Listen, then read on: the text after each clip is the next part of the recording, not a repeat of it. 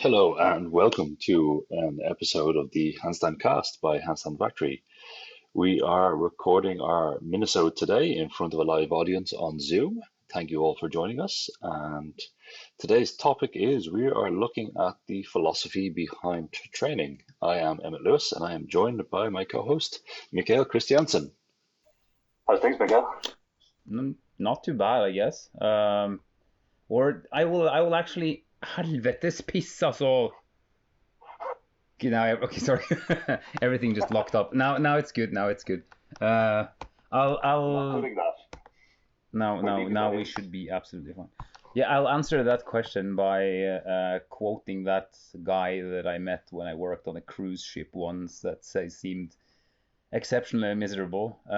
I'll say the same as yesterday, though mine yesterday wasn't that miserable either. But yeah, I'd not say much changed lately. it's the way I describe it is like we're stuck in endless Wednesday with this Corona thing. It's just Wednesday. Every day is Wednesday. You wake up and it's Wednesday.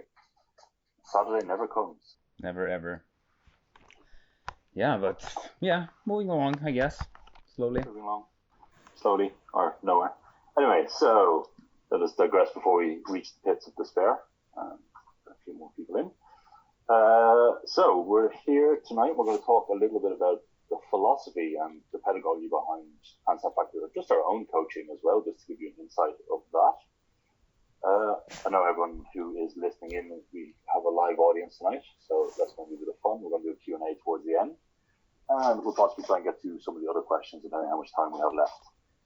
So, Mikhail, training philosophy. Where do we start with this one? It's kind of a big topic. Yeah, I guess I could start with where my training philosophy or lack of began. Uh, or actually, when I think about it, like where I started any type of physical practice was with karate when I was 14, and of course that's very systematic and like you have the grades and the belts and the trainer says what you're supposed to do and so on. Um, and then from there, I went into breakdancing, and there's completely the opposite. There's no structure, there's no training philosophy except try one more time, kick your leg higher, and train every day. Like that is kind of the thing. So there's no methodology to it, which works great when you're 18.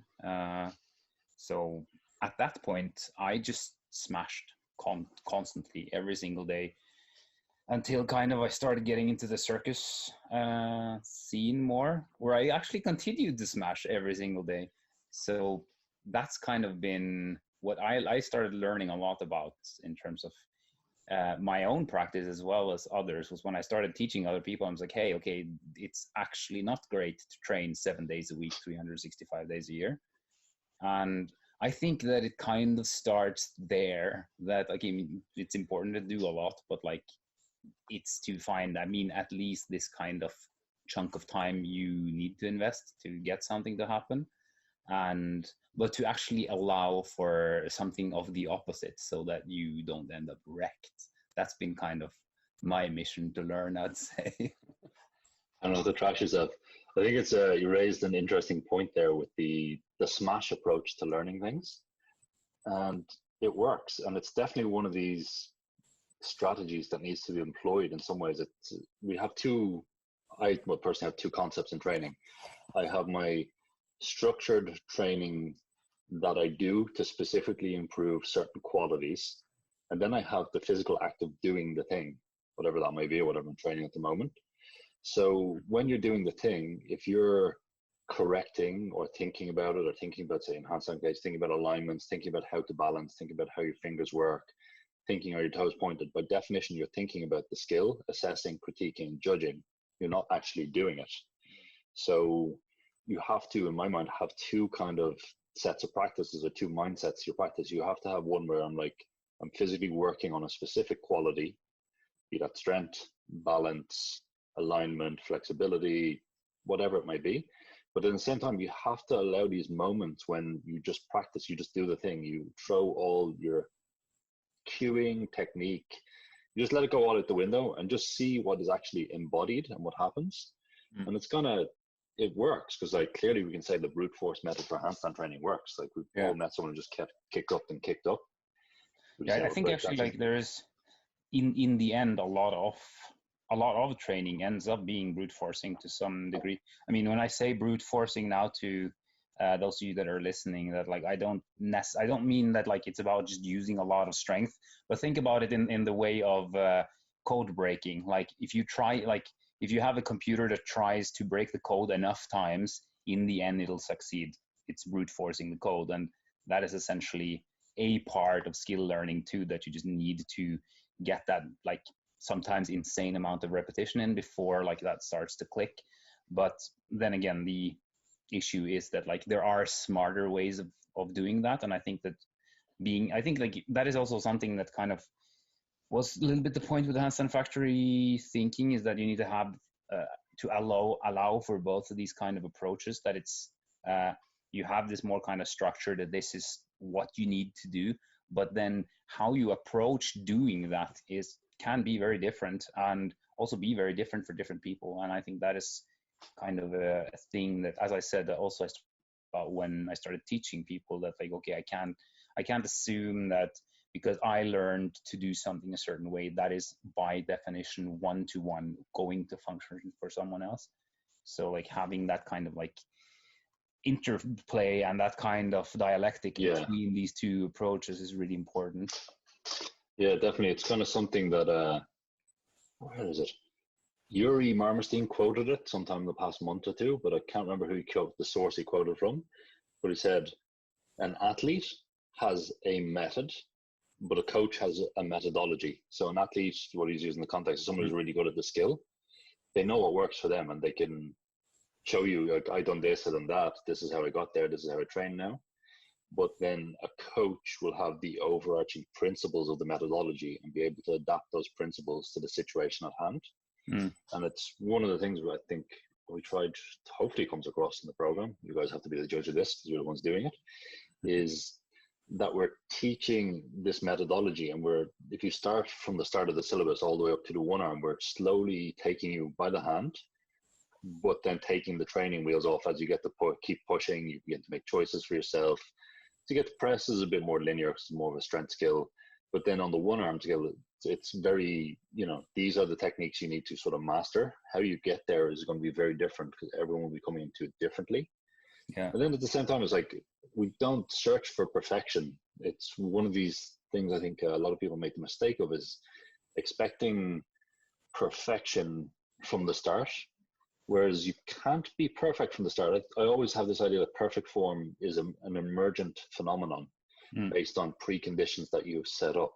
So until you get this concept, until your body has the ability to display perfect form, whatever that might be, flexibility, coordination ups and down, balance skills, you won't display perfect form. So we have to have a way of like going, it's okay to be bad, but you still have to try as hard as you can. I think it's kind of funny because I've done it a lot myself, and I think the very simple way of looking at something is like you see something done extremely well, or you do it extremely well, and then you kind of use this backwards rationalization for it, where you go like, hey, okay, my technique is such, that is why I can do it well, rather than thinking that like your technique is such because you've done this so many times that you don't really have any concept anymore of the variation of that. And I think that like it's like for like a good example is all this kind of like, okay, my arm is pushed here, my head is here, and it's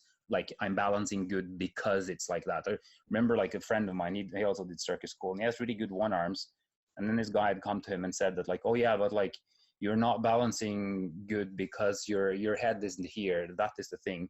And he contacted me and was like, hey, what do you think about that? Immediately, the first thing I did was I just found like a video of Andre Murara and I sent him, here. That's Andre. He is better than everyone. And his head is here. So then there must be something else that is causing this good balancing. Perhaps his neurology and his muscles in combination and his ability to balance is what does that. And I think that is kind of... it's easy to think that like this perfection has to be there from the get-go, while it's, as you say, it's an emergent property of many things coming together over time. And like you said with the programs, I think it's also it's interesting also in the press program, like there's one for the ones of you that haven't looked at the press program, there's especially one drill in there that is called the endo roll to handstand, which is an endo roll to handstand is essentially you do kind of you roll back, so you lie on the back of your neck with your legs by your head. Then you roll forwards, you place your hands in between your legs, and then you kind of push as high as you can into kind of a Stalder press from that position. And it's by no means a progression that is good for everyone. Like, this is kind of something we decided to want to have in there because like someone is going to come into this and be comfortable with dynamic style movements or tumbling or gymnastics or stuff like that. Perfect way for them to relate to the movement, while it might well not be the way for everyone. And that's kind of where it like the pathing kind of diverges as you get more experience with this, and you start to have to make own choices about your training, especially when you're not having like a one-to-one coach on a daily basis. Yeah, I think it's one of these things actually going to the one-to-one coach is a lot of the times, like I can, for most hand balancers, I can tell you what school they went to just by looking at their straight line in a handstand, just by the individual variances. Like you go, oh, this person, they keep the legs externally rotated in a straight handstand. They keep the thighs squeezed together. So they went here. These people have their legs parallel. Oh, they went here. These people have the shoulders right up to the ears. So they went here. So you see that but all of them are very good balancers, and all of them might have different shoulder positions or different lines, plus minus a little bit. But there must be some overarching principle that they're all adhering to have a functioning handstand. And this is one of the things that I put a lot of thought into when we're designing Push itself, is that we have directions of correction in the handstand, and we slowly introduce these directions. So the first one is verticality. We're maintaining verticality both up and down. And that's your first very section, like learning to get inverted and support your weight, building confidence, building know-how, building alignment. Then we start introducing directions. We reduce the variables. This is one of our big principles: reduce variables, then add them in. So then we add losing balance or rebalancing in one direction only. And then we try, and in our kick-up technique, can we reduce all your variables so you have an efficient technique that can just get repeated? And then as we add them on and on, suddenly we have a free balance handstand, which has balance in the vertical direction and the front back direction, as well as the entry into it. And hopefully by the time you've had experience of all this, then this will emerge into your perfect handstand for whatever your shoulder flexibility and alignment and balance allows. It's an important thing that it's like, if we can nail these principles more so than anything else, we begin to, I don't know, in some ways let people's own style of handstand emerge. Mm-hmm. Yeah, and it's like, I think that like I think the thing though with the removing variables seems to still to me to be one of the most important things to, I mean, for any level on anything you're learning.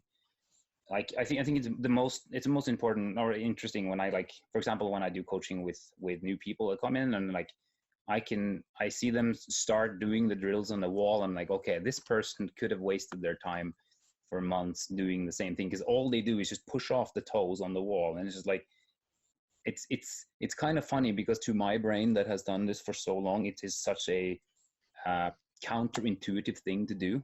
But I'm sure if like a mathematician started to show me some like semi-complicated maths, I'd probably do the same thing. Like I wouldn't have, like, what is intuitive to that person would be like complete mind fuck to me, because like I'm concentrating so much energy just to understand the equation, while person upside down is the same thing. That like, it's a guy that I started with, like I gave him feedback for the first time yesterday, and all of the drills he was doing exactly the opposite of what I'd already told him in each exercise that he was supposed to be doing.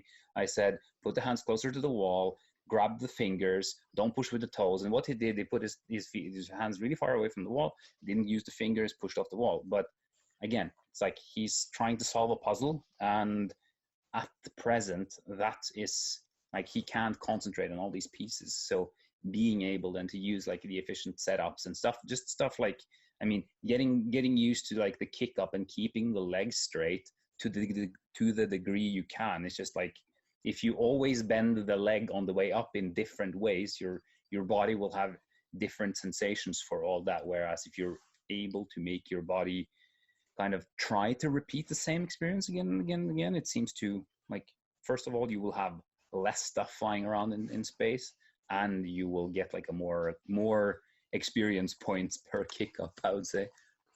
More XP per kick up. I think the kick up is actually a really good example, or even just the half kick up drill, because it shows the principles in action. We can have someone who can literally just about touch their toes, and splits is just like it's not even, there's no point even attempting it if they're just that tight. And then we can have someone who has full over splits, and the same principles Emra, apply. don't stress that fucking straight arm, okay? Sorry, continue. Anyway, so, but if we set the principles behind the kick up, like the articulation of the shoulders on top, and the spine on top of that, and then hips and legs following, you'll have someone who has a kick up that looks like a V shape, and you'll have someone whose kick up isn't a full split, but they're both adhering to the same principles. So a lot of the time, like, the corrections you would be getting would be aesthetic choices more so than principles. Whereas if we can teach this principles way, eventually if you end up with Mr. I can't touch my toes, trains for a couple of years and gets all the way to Mr. I can oversplit, suddenly the same principles will apply, but his one will look like the first flexible example. And it's interesting. I'm really enjoying like watching how people are coming along on the course, and how people are like, we have one guy who, I don't know if he's on, I don't know what his first name is, but he's Coach DZ on Instagram. And he's a great example of, like, he's got the program, he's obviously trained with a few other people, but he's constantly tagging us with his progress of, like, he's gone from no one arm to one arm. But he just, you know, he doesn't have a body or flexibility that would be super conducive to making it work, but he's adapted the technique and the principles to himself, and he's got like solid 15 seconds now. Yeah, I've noticed that. Like, it's interesting with him because like his big split is kind of like a semi-small split almost. Like he doesn't have a wide straddle. But I mean, it works, and it's like me and Emmet, we were having a conversation here like the last couple of days regarding like also these things in terms of anatomical variation between different people, and without being able to say too much about a specific person or extrapolate too much in terms of how things need to be independent on that, like that is impossible, because you'll either have to do very specific x-rays or MRIs or literally just cut people open to be able to see what your joint angles and so on are. Like it's not possible to make too many assumptions, but I found this website where you had tons of different bones from cadavers, obviously, and you just see, like, I was mainly looking at the scapula. Bones are actually in Mikael's basement.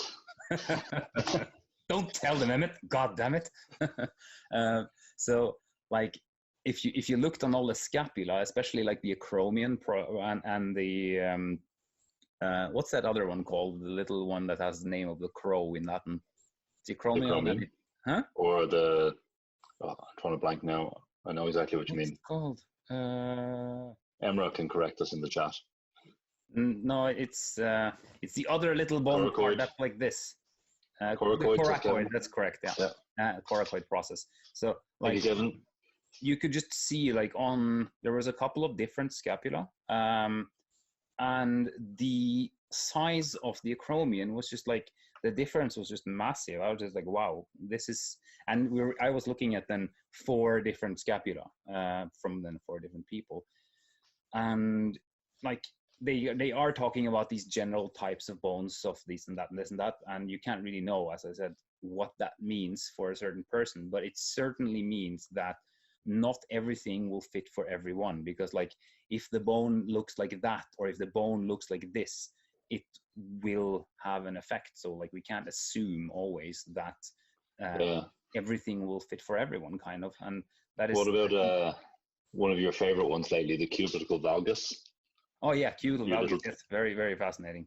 So cubital valgus, for those who don't know, is if you have greater of 10 degrees of deviation in, I'll describe that direction. Kevin, quick, cue me. If you hold your hands out to the side, externally rotated, you'll see the arm will not make a straight line, but the forearm will be bent at a slight angle to the outside. And I have a little bit. I can't really show much of it where I'm sitting now. No, you can't really see it. But You guys got a bit of it. Essentially, like it will be if your arm is hanging fully down, relaxed, then you just rotate your hand so the palm is up. You will see that like from the elbow down to the hand, there will be a slight outwards angle from your body. And we've been noticing it's something Mikael spotted with himself and then some other people. I can't remember who else he spotted on, but I've just seen like a couple of students that have insane amounts of it, and I was like, what the hell is this? Yeah, but wasn't you have the hypothesis that if you look at what happens on the center of mass when these people go to press, they have a very easy time to press. We kind of both notice it, like a lot of the pressing beasts we have is just can just seems get to it. Be very common. And it's almost like in the handstand line, it looks like they're doing a bent arm press slightly, but it isn't really. Weird freaks. So it goes back to this thing of like, we don't know what your body's like inside, and we're not prepared to find out legally. I'm going to send a picture in the chat if I can. I'm just going to give it because this is from a student that came to a workshop in Iceland, and she has some freak elbows. And it's interesting because I showed this to a couple of other hand balancers, and they were like, "No, her arms are bent," and I'm like, "No, they aren't. I was there." But these arms, they really, really do look bent to like a substantial degree. And let me just see. Well, yes. Find it. We're going to do like a game of charades, or what's that one? Not charades, words, where people can try and guess what we're looking at for those listening in podcast land. But we'll put any photos or anything we talk about, we will put them in the transcript, which are on our website. Yes.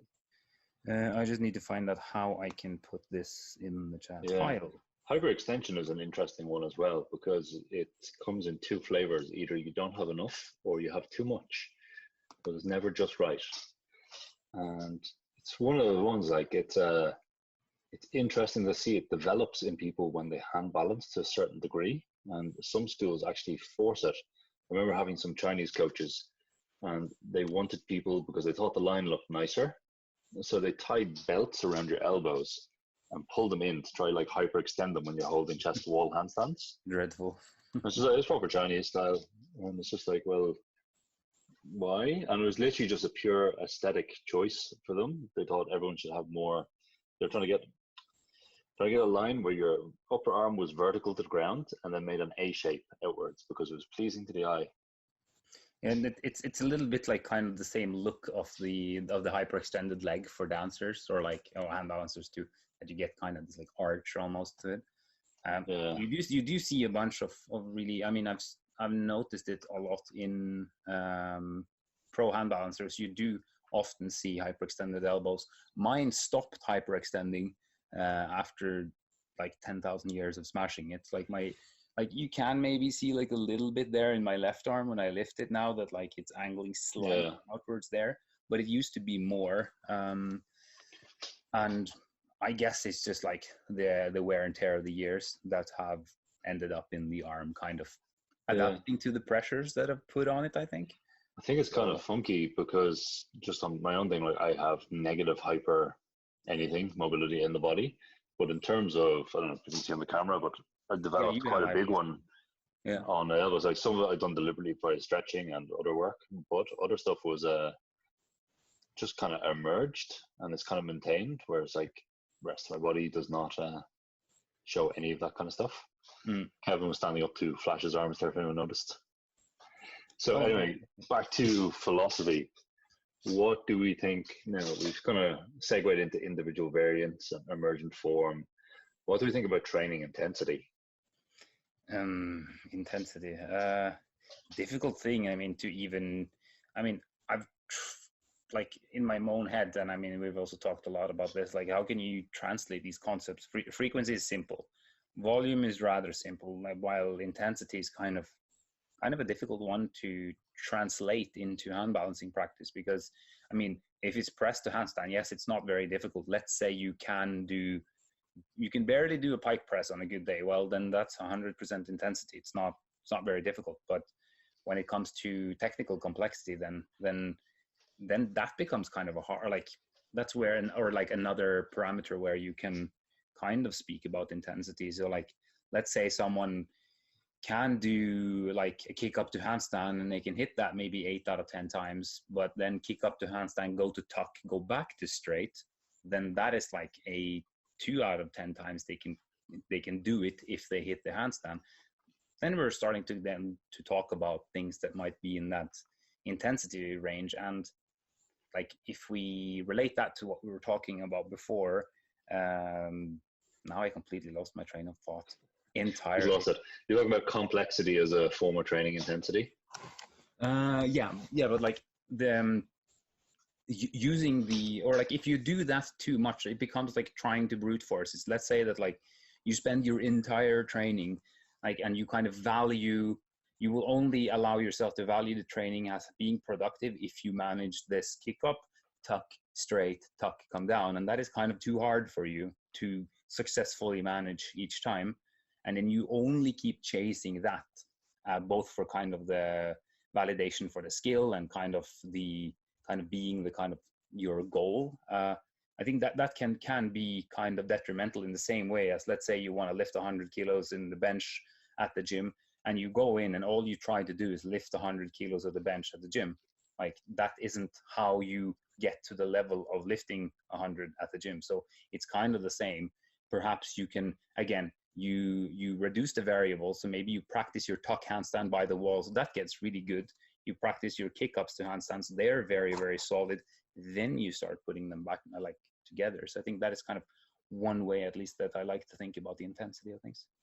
Yeah, it's kind of one of those things. That's what I say to a lot of people, particularly in our bodyweight skills, is making the form better is a form of, it's basically adding weight to the bar on a bodyweight skill. So if we think about, say, a press handstand, you get your first press and your legs are all over the place, you have a mini seizure on the way up, you kind of lose it.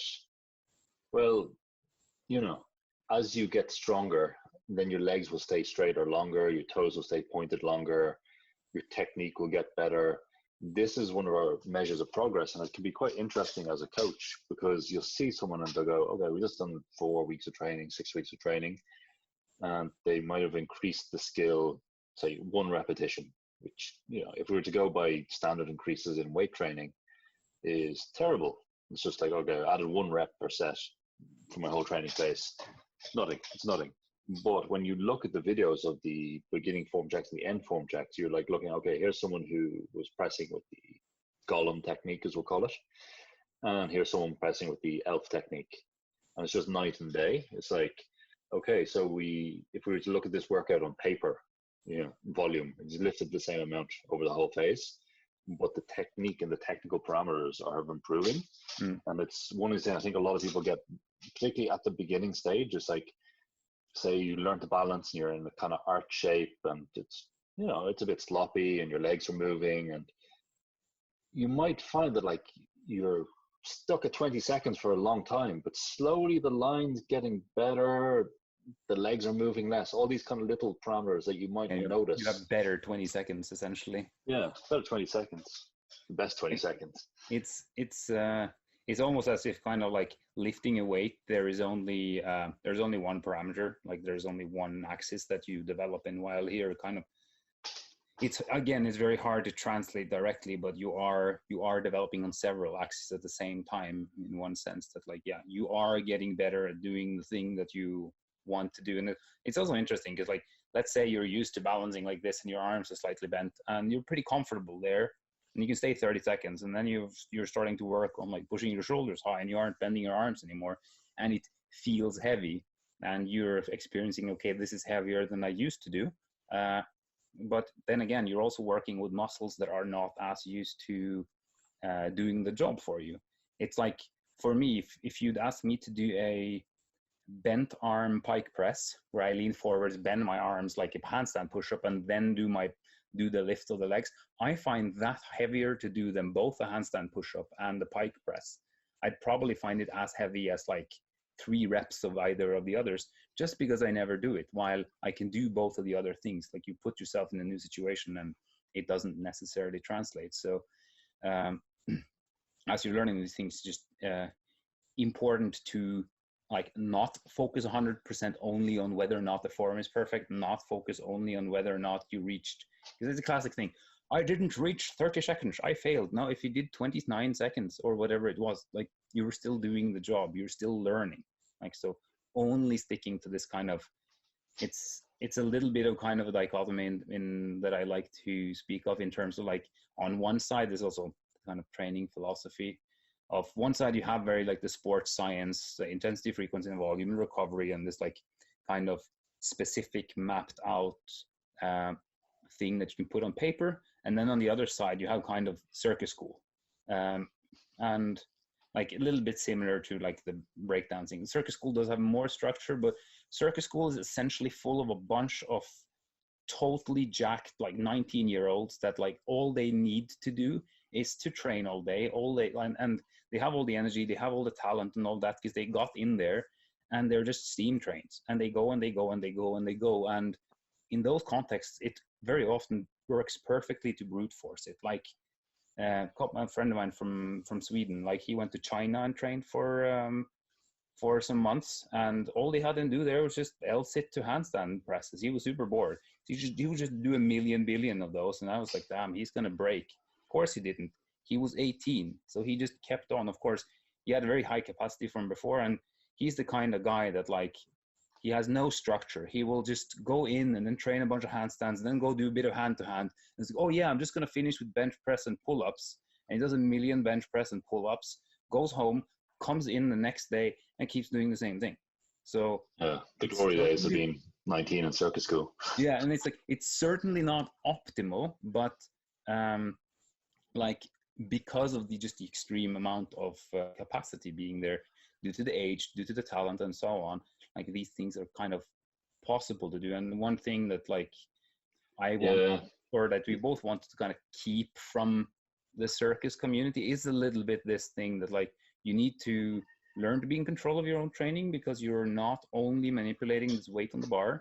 But if we only say, okay, here's a handstand program, go and do 1,000 reps of this, then you're also lost. Like, being able to have kind of a combination of that is kind of what we're aiming to do here, where there's both a sense of a direction and programming, but also at autonomy, especially at the more advanced you get. Because even on straddle one arm level, which arguably is like mid-level difficulty, but it's not really into the more difficult stuff, like we could say more specifically what you'd have to do there than on the more complex positions, because then we're entering into like, okay, can your body do this efficiently? Because then we're entering kind of the upper echelons of where it's much harder to say specifically what would work for kind of quote unquote everyone.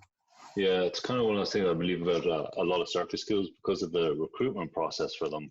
They do just end up with like this an immense talent pool who have this belief that I've said to some of the coaches to wind them up a bit, that if you put the same people, the same group into your year, point your toes, Emra, if you put them into the hall and just gave them the amount of time they have in circus school and said, in 3 years' time, you've got to make a show, off you go, you'd probably end up with people in basically the exact same level that they come out with after 3 years of training. It's not said they don't get other things, but in terms of technical skill, it's basically that. They see things, they try it until they can do it. Which it's kind of what we kind of want people to do with handstands. Is like, we give you the capacity and we build the capacity in a logical, structured manner. But then, we prefer to go like, oh, here's me at the beach. I'm just doing 100 handstands because I felt like it.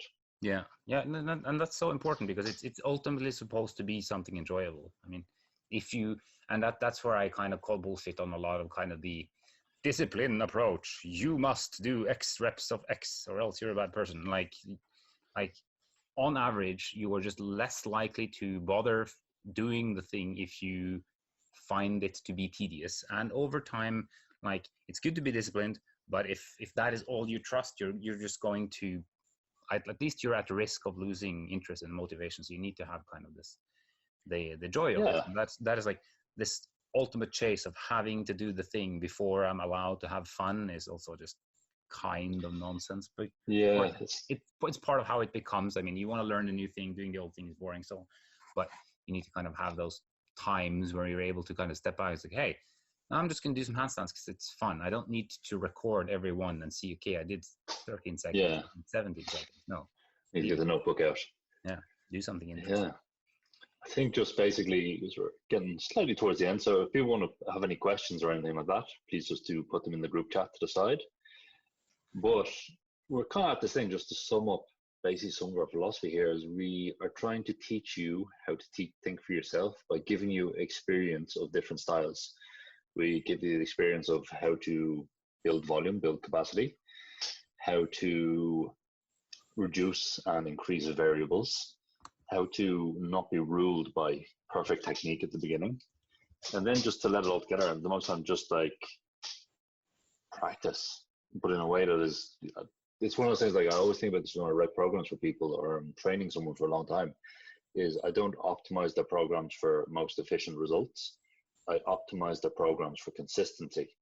If that means, it might be better to not train something, but this person really wants to train biceps, just say they want massive arms, and I think it would be unconclusive to it. But if I didn't give them some bicep training, they'd probably be upset. Whereas if I can give you some of the stuff you want, okay, we want to do handstands, that's why we say, play, try stuff out, here's some variables, then you're more likely to stick with the program. You're more likely to have fun. Whereas there's certain styles of coaching that would have you do 2 years of preparation before you actually allowed to kick up to a handstand. And then you are wasting your time. You need to to be able to enjoy it at some level. And I think that and take this with a grain of salt, because I don't want you to go out there now and just absolutely wreck yourself and then blame me.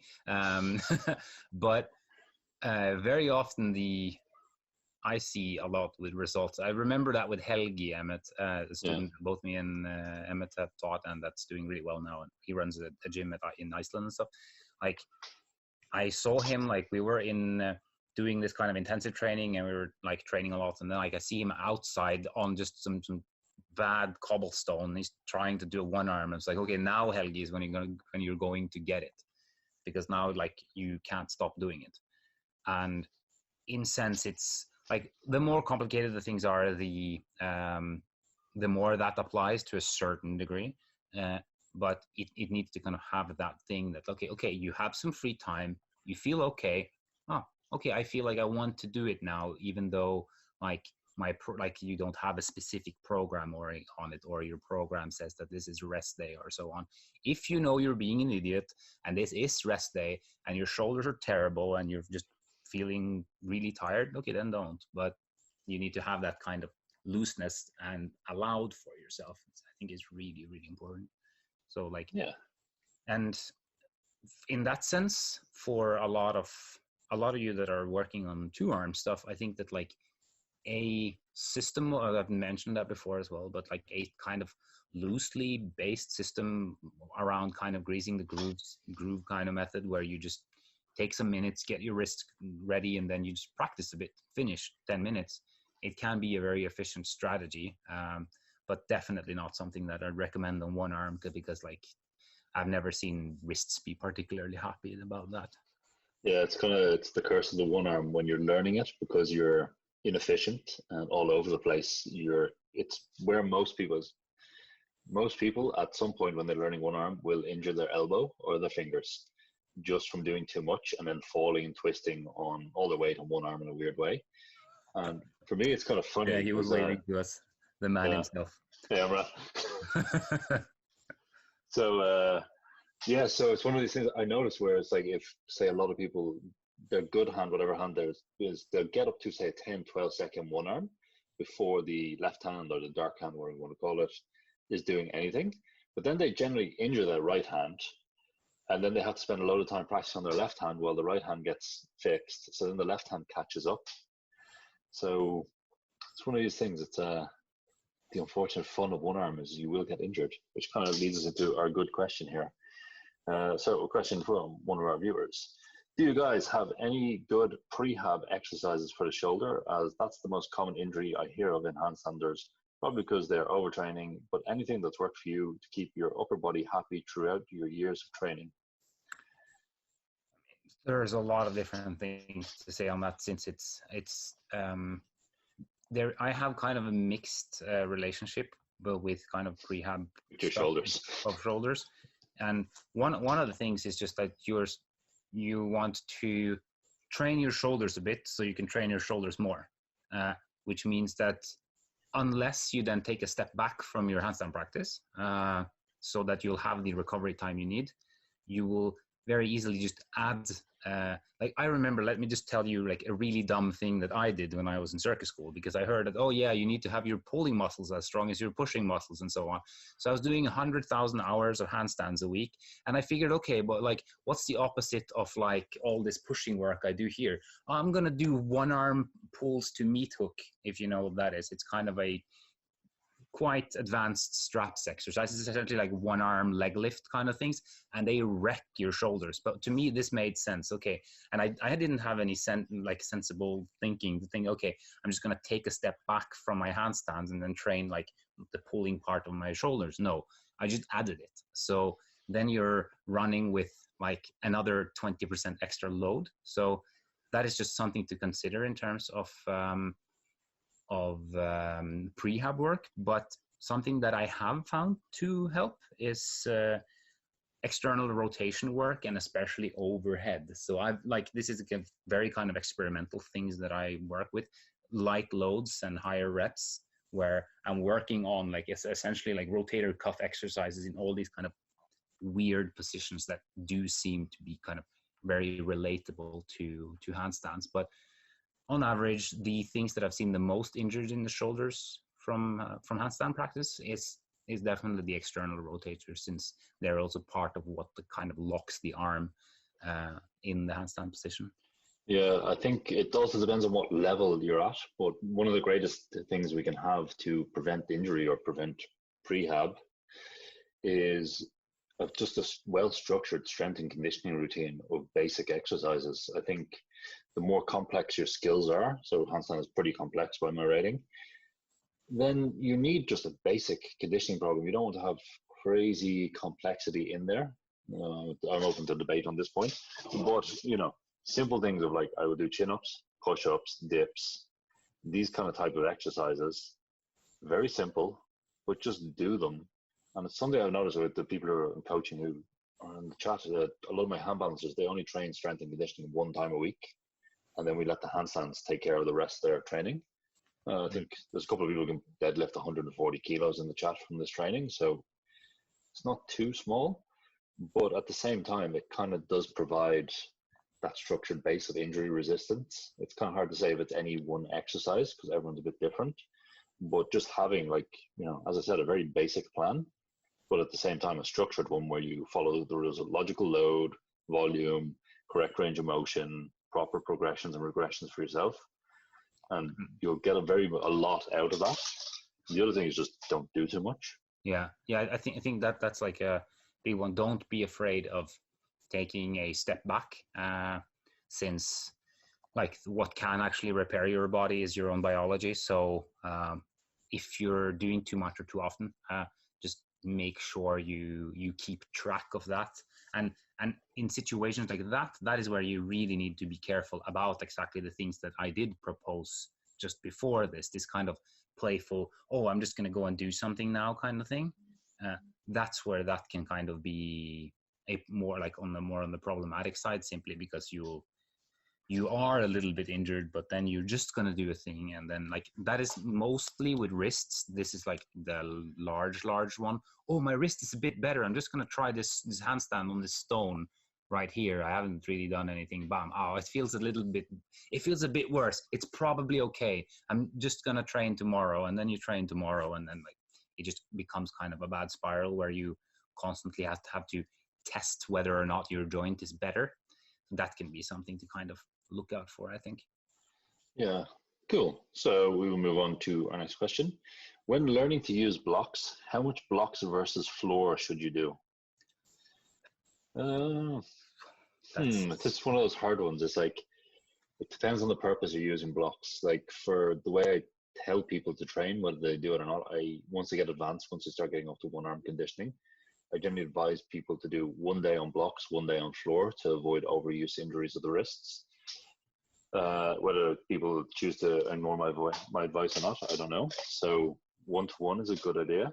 But when you're just learning to use them, like, you can get a lot out of just doing a few sets and just, if you're holding, let's say, a straight handstand, you want to learn to use blocks, just regressing to like heel pulls and toe pulls, but using the blocks instead will just teach your fingers and wrists the balance mechanism for on the block. You generally find there's kind of this sharp learning curve where nothing happens for a while, it's terrible.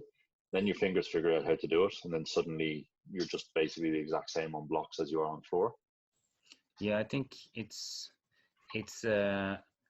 also kind of a preference thing. On average, I would say that when you are pretty good on your hands, block and floor like should on two arms feel identical. On one arm, block should be easier because you will have control kind of on the side, and like the fingers that are on the side of the block, and like this kind of, you can grab the block and kind of you squeeze yourself a little bit sideways with it, which gives you a little bit extra control. And you mainly feel that, like, the funny thing is you mainly feel that in like high center of mass positions, such as the legs together or the figa and stuff like that. There you'll feel a significant difference, but there should not be any kind of real difference in shoulder position and so on. So it's essentially just whether or not your fingers are like that or your fingers are like that. So it is slightly easier. So I'd advise to play with both and like see what you like the most. Some people, I know people that they only stick to blocks. I mainly like to do it on the ground, and I think on average the ground will give you more control on blocks than the other way around. But like, as long as you are getting familiar with both of them, you should be able to use both. Yeah, I think it's a familiarity thing as much as anything else. I have a weird one with blocks as myself as a segue. Is like, for me, the main limit on, well, back when I was training with Charter, was the main limit was my finger strength or finger endurance, the burn. And on blocks, the burn wouldn't happen as fast. So it'd be like doing sets of, say, 90 seconds on the floor, but like 3+ minutes on blocks. You can just relax the fingers during the set completely, whereas they'd always be on a bit of a stretch. It's interesting. Like, I remember very, very well the first time I did blocks was my first handstand class ever. I was a b-boy and I visited a circus tent in Oslo where this American hand balancer named Corey Tabino was there, and he taught me a class. And first thing he asked me to do was just like to show him a handstand on the blocks. I could do 40 seconds, remember, and my forearm was nuked. It was so bad, because I'd never so I was used to kind of my wide arm, bent arm kind of position, and he told me to do all these things, and then like the grip, I just remember leaving there. It's like, okay, I don't know how to stand on my hands. Yeah. So next one, this is a good one actually. So my traps are super sore from carrying a backpack 40 kilometers. No sharp pain today, but huge pressure on my trap. So that's probably not an experience for most people. But the question is, what are a few good exercise stretches to open up the traps well?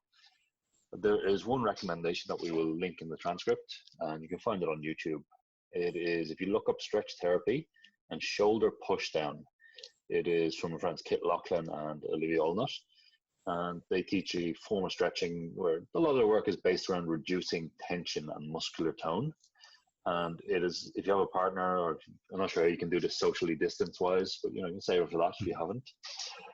But this stretch is like after handstand training, or after when you feel there's a lot of pressure around the neck from pushing so hard or press, anything really, doing a round of this and really sinking into it is fantastic, to quote Kit. So check that one out, and just report back. We'll link to it in the transcript as well if you can't find it. Maybe to link it in the chat afterwards. Yeah. Here we go.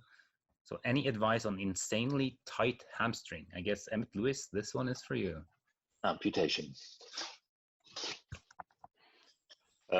No, so insanely tight hamstrings, it's one of the things that, if, let's just assume you've tried some, I've got some stuff on YouTube, I have hamstring stretches, you've tried some relaxed stretching.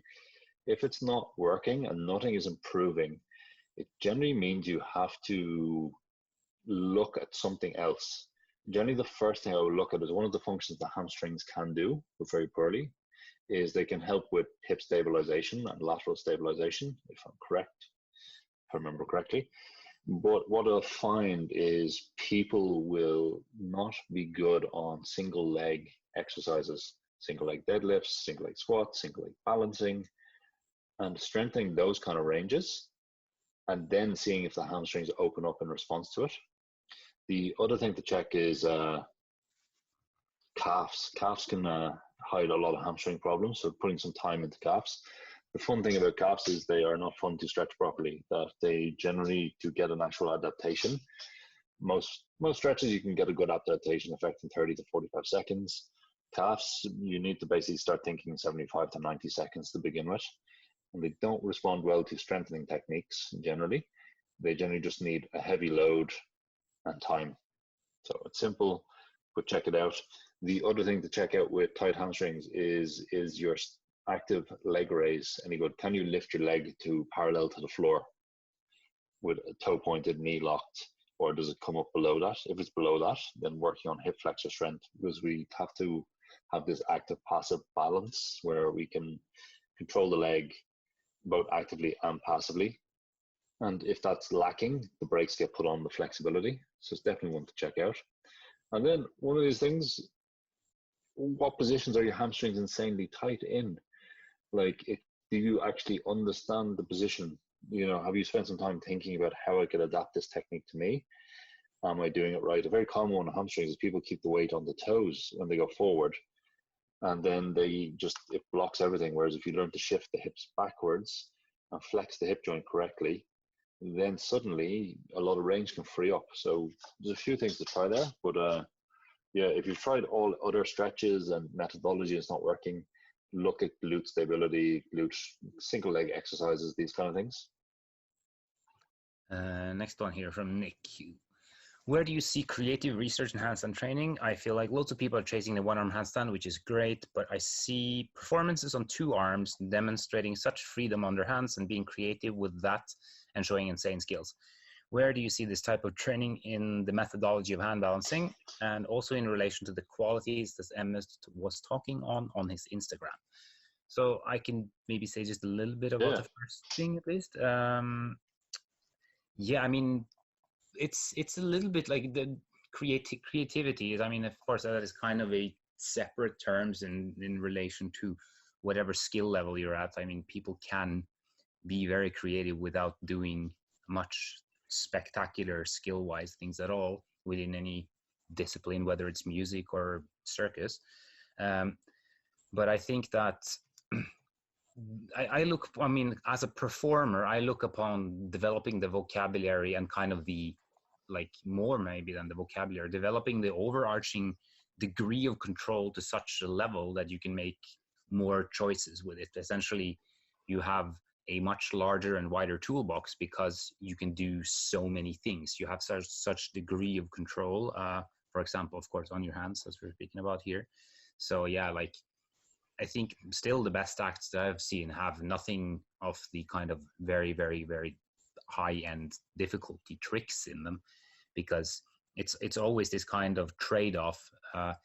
If I never perform anything that is, or rarely perform anything that is above 70% of my kind of maximal capacity, because you are going to perform several days a week and you're going to be destroyed or completely tired or hangover or whatever. So you need to have the ability to do things that are rather safe. And I think, like, within that way of thinking, like finding out, okay, where is my range of control? Like, what kind of skills do I have absolute control over?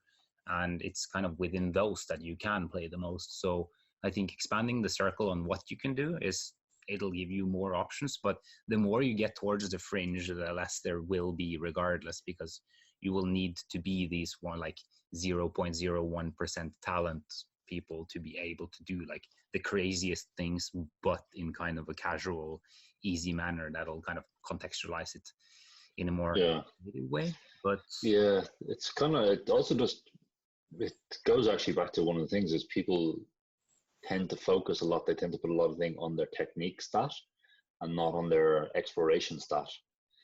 And it's one of those things like, there's just loading the skill points up. So you see a lot of people get obsessed with the technical skill. They must push the technical boundaries, but then there's no real reward. This is the kind of thing, there's no real reward for doing weird handstands until you find something really nice, and then you can present it and it's given a context. But it kind of comes down to one of the things we have in Keep Pushing is we have the idea of like movement qualities, and we give a list of them, but it's basically non-exhaustive. And I think for myself, actually, it was one of these hard slap in the face moments when I first went to circus school, or when I was in my second school.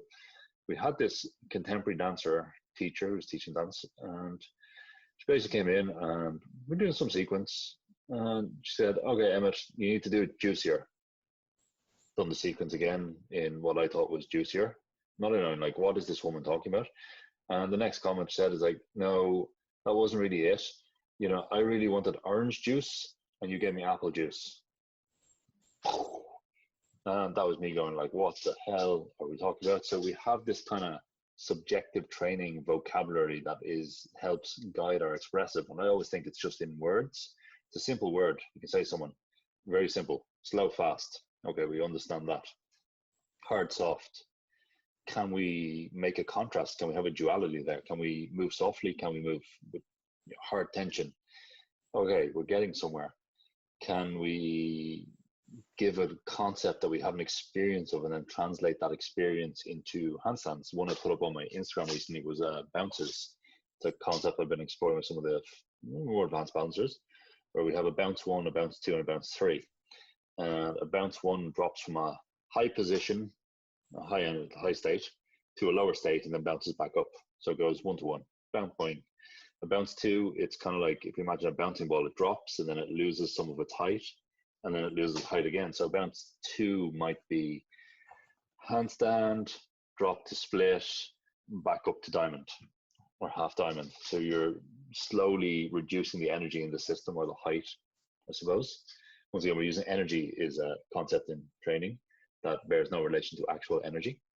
So we have these words, and if you just take a simple word like, can I do a sequence, like make a sequence of say 4 moves and go, can I do a red version of the sequence? Okay, can I do a purple version?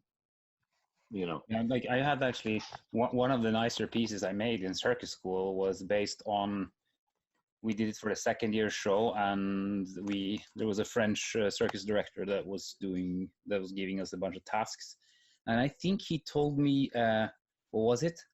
A drop of honey dripping off a leaf or something like that. And that was just like, he said, like, do whatever you want with it, but keep that in mind when you create. Using those, because you can do a lot of those things. It doesn't need to be from some sort of poetic image either. It can be completely, so some of the stuff that I really want to do like more research with is with a bunch of power tools and handstands, because I did some stupid stuff with that once. And that is just like, then I take something that is away from the context of handstands and I see however can this apply in this context. So I think that like finding things that are further removed from what you're doing and being able to see whether or not you can integrate it. And that is where, of course, a lot of improvisation and a lot of experimentation just needs to happen. And I think like the primary thing to remember, and I mean, you, Nick, they're in circus school, you know that, but like in general to remember when you're creating things, you're going to create a lot of garbage, a lot of things that you will not look upon as good in the moment or in 2 years or whatever. You just need to keep on doing. It's the same as with training. And I mean, like one guy I was in circus school with, he was like the other hand balancer that trained with my coach. He's one of the most creative people I know. He could take absolutely anything and just grab it and go on stage with no plan, and it would turn out amazing because he just had such a skill in the same way that a lot of people just train their bodies to get super strong at this thing. He had trained himself to be able to produce this creative state where he would trust that he would find something. He went on stage once it was an open stage, and he walked on stage and said, okay, audience, give me 3 words. And I think he got elephant and Spain and something else. And he just started, and it was great. Like it took him like 3-4 minutes before he found what he wanted to find. But when he got it, he just went and everyone laughed their asses off. So I think like, yeah, just accepting the suffering of creating trash. And like that is the hard part, because you really need to invest too. You need to be like, this thing is going to be good, and then you present it and it's like you just stab yourself. It was terrible. I hate myself. And then you go through that, and then so slowly but surely you start developing further. Yeah, I think it's that kind of thing of embracing the emotional torment that comes from improvising for an hour looking back at your footage and realizing only 30 seconds of it was useful, and the rest of it just looked like you were having some kind of emotional. I call it emotional harakiri. That is Emotional harakiri. Like, I thought it was so graceful and my joints were under control, and no, you're a noodle flopping around in spaghetti mixed with, I don't know, more noodles. All right. Question. Next one. Chasing 60 seconds on 2 hands, but after the first hold over 40 seconds, my forearm starts to burn, and I can push through another 10 more seconds. 4 to 5 chest to wall over 1 minute feels okay. Is there any way to target the forearms? More burn time. It's one, you got 2 things to look at there. Is one, placement. You know, are you keeping constant pressure on the fingertips? Are you allowing them to relax during the set? And the other time is just like, you clearly have the conditioning in the shoulders, elbows, body. I can debate that, I'll come back to it. And then it's just your forearms are the weak link, and they need to be conditioned via strategic overreaching. Yeah, one thing that can help you is like doing, let's say finger strength is where you fail. Then you do your entire endurance set back to the wall, and then when you start to fail, you intentionally put your feet on the wall and you keep on doing heel pulls, for example. Like even if you need to cheat a lot, you just want to like juice out that last from the hand. Yeah, it's one thing just for people listening. It's an interesting test that I do with all my people. It's you get them to do a chest to wall handstand, just so when you're learning, and say they can do 60 seconds. Well, you look at them, you start your clocking, timing, and for this person, you notice the first point where they drop their shoulders. That will cause them to fall out of the handstand. Whereas if you drop the shoulders and don't notice, you can reestablish the push quite easy. But once you're balancing, when you're learning, if you're dropping the shoulders at 40 seconds, then maybe you haven't got the endurance, and that's what's causing you to fall out. I just see this one question that's I don't really have a specific answer to that. The one about handstand and pregnancy. How long into the pregnancy can one handstand? Yeah, I actually have a bit of an answer for that one. Or do you want to do? No, yes. Because I don't have an answer. So you can keep obviously, it's always on depending on your doctor. So the question is, how long into pregnancy can I train? What's the actual question? I can't see it there, so let's read it precisely. How long into the pregnancy can one train handstand? So into the second trimester is normally fine. You can normally keep up with all activities as they persist. Generally in the third trimester, you have to see how they come, and you want to start toning back your training. In general, it's particularly because handstands can put a bit of stress on the joints and the ligaments, and we know they can just take a bit of a beating during pregnancy due to the hormonal changes. I wouldn't put it this way. I know no hand balancers and acrobats and things who are trained all the way up to their pregnancy, but all of them suddenly, the 4-hour training sessions become like an hour of maybe rolling around on a foam roller and then doing 4 or 5 handstands and a small bit of stretching. No one starts pushing it. That would be my advice. You know, play by ear, see how you feel. Obviously consult with your medical professional. There will be some people saying, oh, the inversions of the thing will confuse the baby. There's no evidence for that because you're upside down for so short a time. So I wouldn't worry too much about that. But, you know, don't put pressure on yourself when you're pregnant to keep training. You know, enjoy it. Enjoy the sleep while you can still have a chance to do it. So I'm having difficulties programming handstands, planche, and pulling strength. I know programming is very, very specific, but are there any ideas that I can experiment with?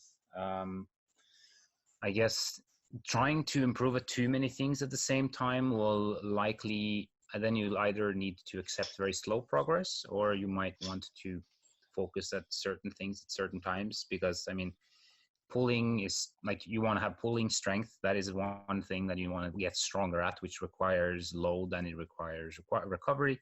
Planche, same thing.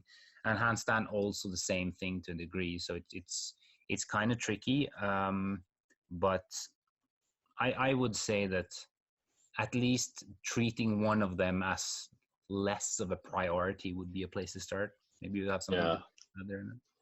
Yeah, it's one of those things. It is always a fine line of like, we have a minimal amount of recovery, or we have an amount of recovery we need to achieve for all these skills. What can be interesting, what I've done in the past before, is reduce the frequency or look at the overlap in the movements. It's like, okay, am I training? It also depends on level. This is the kind of thing, because we need a bit of planche for shoulder, but we don't need a lot of it. But if we're training shoulder, then that covers our planche a lot of the time. At the same time, it's like, if you look at, say, a program for just planche training, it might be 4 or 5 exercises twice a week. You're just going to wreck yourself if you want to improve handstand presses, everything. That's you. Your planche program might just be 2 exercises, but you pick the most effective ones for you. It might not mean the hardest ones, but the ones that tackle the specific parts of the strength curve that are weak. So you're trying to dissect where your training needs work and put all the effort into there.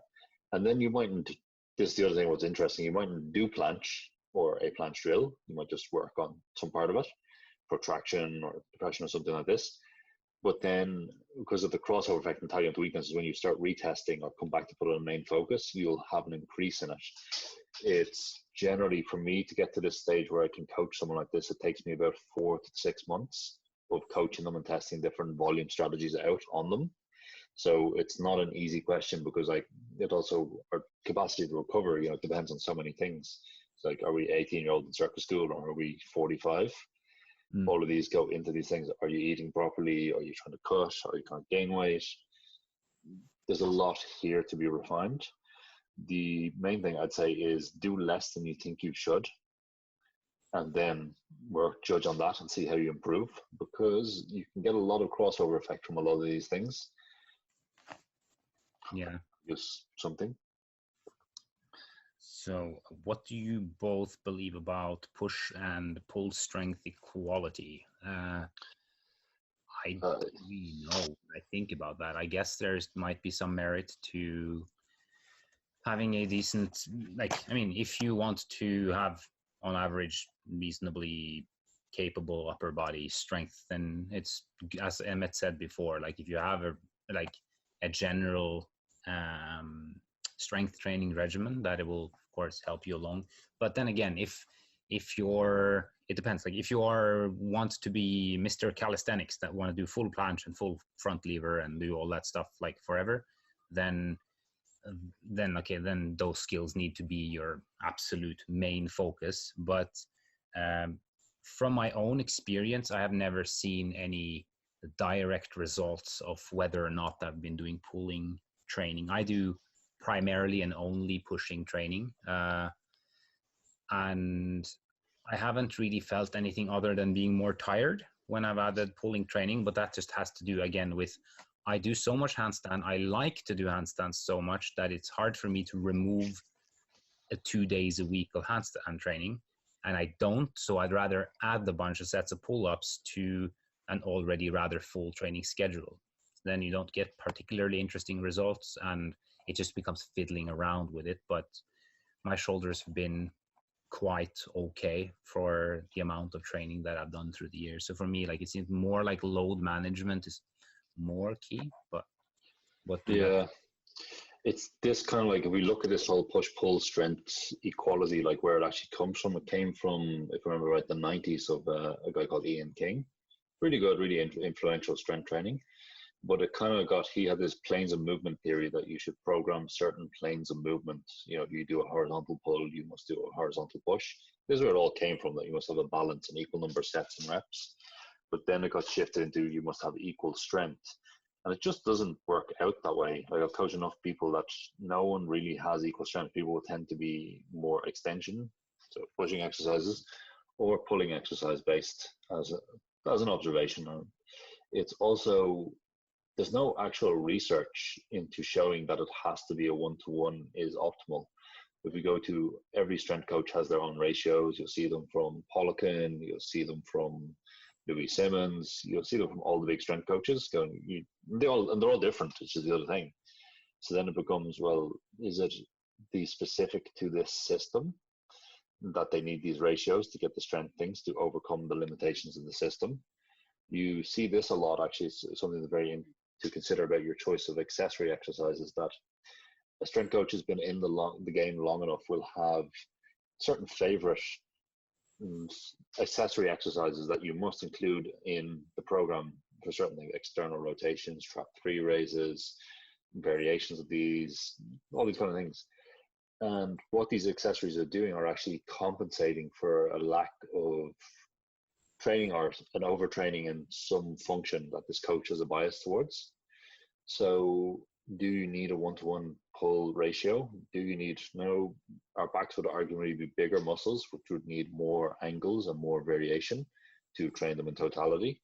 So you might end up with a 2-to-1 ratio, or, you know, it's particularly in bodyweight training, it's very hard for me to actually say anything super conclusive other than you should train both of them. But should you worry? I think there's also one thing, like at least from all of the stuff that I've seen that have advocated that you have to do that, like it's always mixed with what's it called? Or it's very intertwined with marketing. Like you need to do this because then you'll stay injury free, or you need to do this because then you train optimally, and so on and so on. So I kind of have a little bit of a hard time taking it fully seriously that it has to be like that, especially when I've seen like dozens and dozens and dozens of like super athletes in the circus that don't do that. They just train what they like to do, and they are better than all these operators that train optimally, questioning whether the optimality of it is actually what they are claiming it is. So I think that's like, it's not a bad idea to train a little bit of different things, but yeah, don't think there's much conclusive that be said about it. Yeah. Here we go. Someone responded, Nick. D. Miller, I think this one is. Sorry, what? My scroll thing is terrible here. It's really bad. Like, that's it. We have a friend who works in Zoom. I'm going to complain to him when I get off. Okay, D. Miller, what's your opinion of forcing a stress with weight, particularly the middle splits in this case? My hips have always been tight, years of football, but I've gotten to a point where I can sit in a Cossack squat with the straight leg in a flat middle split, but only if I weigh it down with about 30 kg. However, my middle split is only at about 130 degrees and has been for the last year. I consider just loading it up, but Emmet's experience of forcing a split has me hesitant. Would it be better in this case to learn to relax down into position? Generally, first thing, if someone is stuck at 130 degrees-ish, I would look at how their alignment. The middle split is one of these splits that if everyone was to sit in a squat, let's say we had everyone that's called sit in a squat, most people I assume could do it, everyone's squat would look very different. We'd have some people more external rotation, wider legs, narrower legs, more or less dorsiflexion, rounding on spine, straightened spine, all these kind of things. The middle split is like the squat in there's a huge amount of individual variance. So you have to play with the main variables of pelvic tilt. Somewhere between 70 to 110 degrees seems to be the sweet spot. And somewhere between 45 and 70 degrees of external rotation. So there's some groove to be found in there first. And that's the first thing we're going to do, to optimize the position. The next would be like, well, if we're paying attention to the lengthening side of the joint, what's going on the shortening side of the joint? And this kind of side butt or pissing dog exercises, the ones like they actively pull you deeper into the splits. I really think that the middle split in particular is a glute exercise more than an adductor exercise. So working these muscles and learning to actually use the glutes in the split can be key to getting down. The other thing to try out would be, you know, is it a limitation in some of the short adductors? So maybe training something like a Taylor's pose with weights and lifts or pull downs or isometrics could be the key to unlocking this degree of side split. And by dealing with that limitation, then when you come to side split, you'll see it's improved. But in general, just to talk about adding weight to thing, there's someone I met at one of my workshops, and he was really wanted the side split, and he said he was having great progress by doing them suspended, holding 20 kg for doing 60, 70 second isometrics. And he recently just tore the adductor off the bone. Now, I advised him to stop doing this because I said, you don't need it.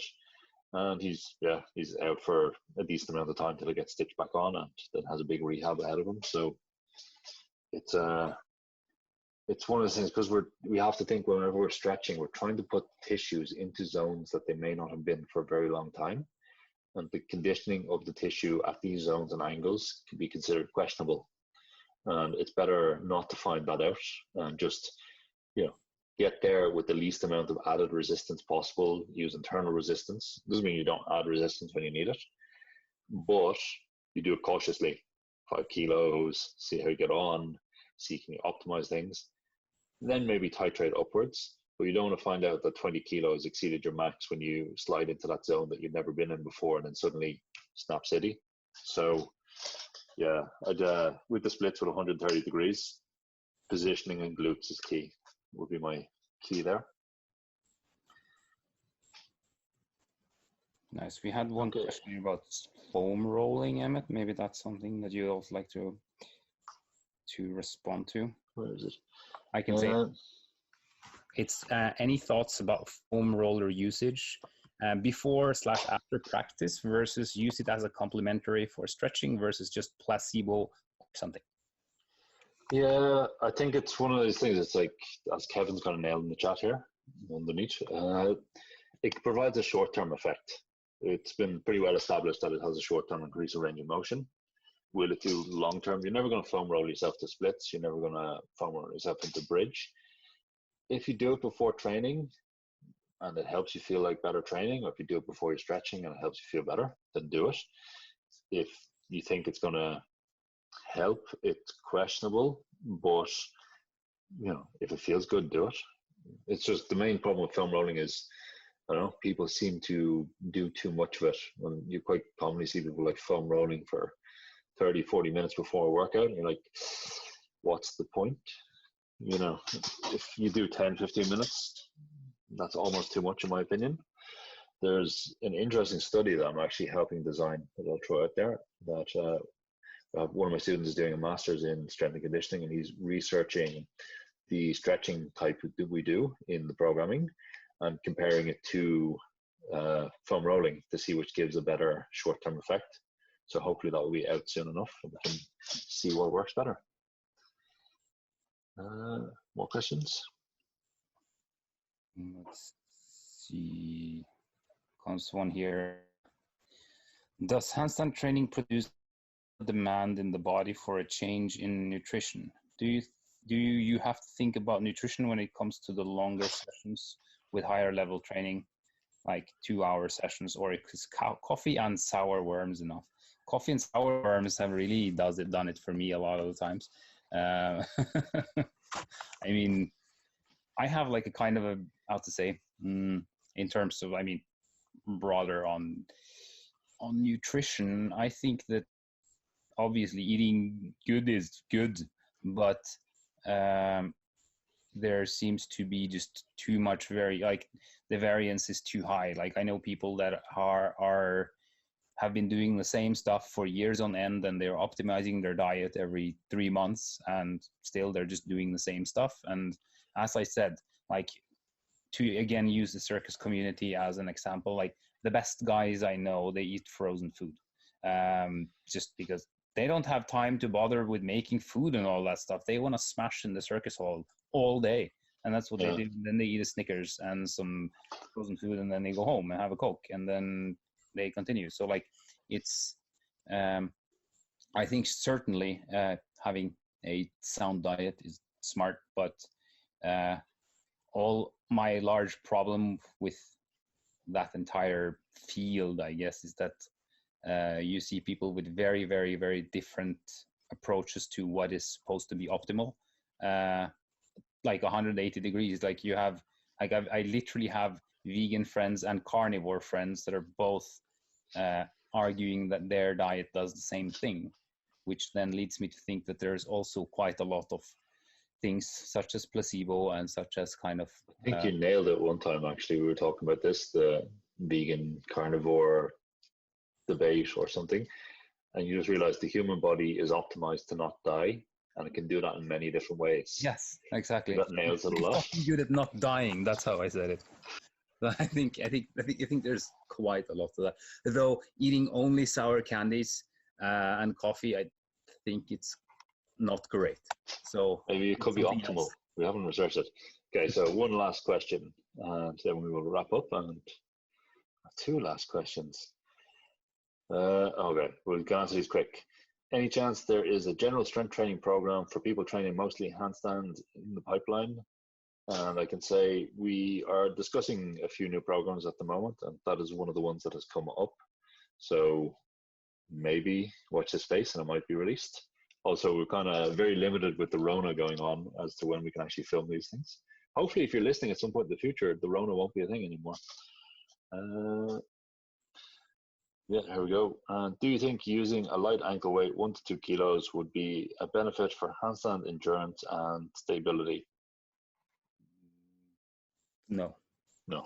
Right. Yeah, same here. I mean, I've tried the ankle weights. Like I was in school and I was like, yeah, I'm gonna train to 2.5 kilo ankle weights. Yeah, and I was stuck with it for like a couple of weeks, and then like it didn't like it's a bit harder to do like legs together, one arm shapes with ankle weights on, but it's not that big of a difference. I think the only thing that it could be like significantly helping for is stuff like press to handstand and like flags on one arm and stuff. But like with presses to handstand, you could either just learn to do reps or clean them up, as we talked about before, like getting better at doing the press, because there's so many levels here too. You can straddle press. Okay, you learn to pike press. You can pike press. You learn to do a range of motion press where you start moving towards a stalder. You learn an L-sit press and so on. So there's so much before adding ankle weights, and yeah, it's a last resort. Bit of fun, but right. I'm going to wrap this up before we get on too long. This was meant to be a mini-sode, but it's now stretching into a maxi-sode. So yeah, how long I don't have any concept. I think none of us have a concept of time anymore. Yeah. Since coronavirus. Yeah, it's fine. It's fine. So anyway, I'm just going to wrap it up, but then we'll open the mics afterwards and have a bit of a chat if you want to hang around. But anyway, thanks a lot for all the people listening in and listening to us talk, and thanks a lot. Big extra special thanks to all our participants who came onto our very first live Zoom. It's a bit of an experiment for us. This podcast is a bit of an experiment, as you can probably tell.